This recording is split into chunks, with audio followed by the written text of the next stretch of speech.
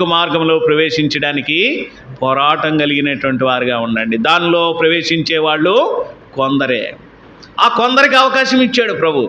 ఆ కొందరిలో నేను ఉండాలనేటువంటి ఆశ కలిగినటువంటి వారంగా ఉందాం.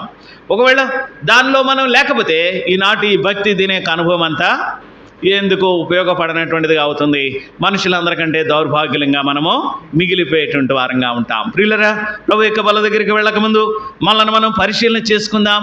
అనేసారు క్రీస్తుని గురించి ధ్యానిస్తున్నాం, క్రీస్తుని గురించి పాడుతూ ఉన్నాం, ఆయన గురించి జ్ఞాపకం చేసుకుంటూ ఉన్నాం, ఆయన గురించి ప్రార్థిస్తున్నాం, ఆరాధిస్తున్నాం. కానీ ఆయన మార్గంలో నడిచి వెళ్ళడానికి మనము ఇష్టపడట్లే.